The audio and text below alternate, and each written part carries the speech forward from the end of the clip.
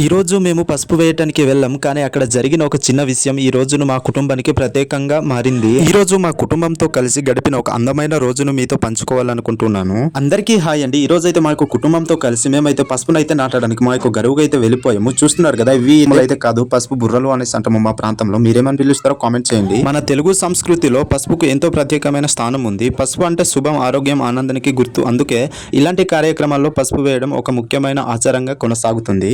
మీరు మీ ప్రాంతాల్లో పసుపు వేస్తారో లేదో ఒకసారి కామెంట్ చేయండి, లేదా మీ ప్రాంతాల్లో ఏ విధంగా పండిస్తారో ఒకసారి చెప్పండి. మా యొక్క గిరిజన ప్రాంతాల్లో ప్రతి ఒక్కరు కూడా పని చేస్తూ ఉంటారు. గిరిజన ప్రాంతాల్లో చిన్నపిల్లలు మొదలుకొని వృద్ధుల వరకు చాలా ఎక్కువగా పనిచేస్తుంటారు. మీ ప్రాంతంలో ఏ విధంగా పనిచేస్తారో కామెంట్ చేయండి. అలసిపోయి ఇలా నిలబడి నేనైతే ఇలా చూస్తూ ఉన్నాను, ఎందుకంటే నాకు చాలా ఆకలిగా కూడాను అనిపించింది. ఎందుకంటే ఉదయం నుంచి మధ్యాహ్నం వరకు పని చేయడం అంటే చాలా చాలా కష్టంగా ఉండే ఒక ఆలోచన పుట్టుకోవచ్చింది. ఆకలిస్తుంది కదా అనేసి నేనైతే పనసపండు తెచ్చాను. చూడండి ఏ విధంగా చేతులతో తీపిస్తున్నారో. మాకు గిరిజన ప్రాంతాల్లో ఇటువంటి పనసలు అయితే సహజంగా కనిపిస్తూనే ఉంటాయి. మీ ప్రాంతంలో ఉన్నాయో లేదో ఒకసారి కామెంట్ చేయండి. మాకు గిరిజన ప్రాంతాల్లో అయితే గరువులకు వెళ్ళినప్పుడు ఆకలేసినప్పుడు పనస చెట్లు మాత్రమే మాకు ఆధారంగా ఉంటాయి. ఇక్కడ తినే పిల్లల్ని ఈ యొక్క పనస పండుకి సంబంధమే లేదు, కాకపోతే ఆకలికి ఎంత అంటే అంత తినేస్తున్నారు.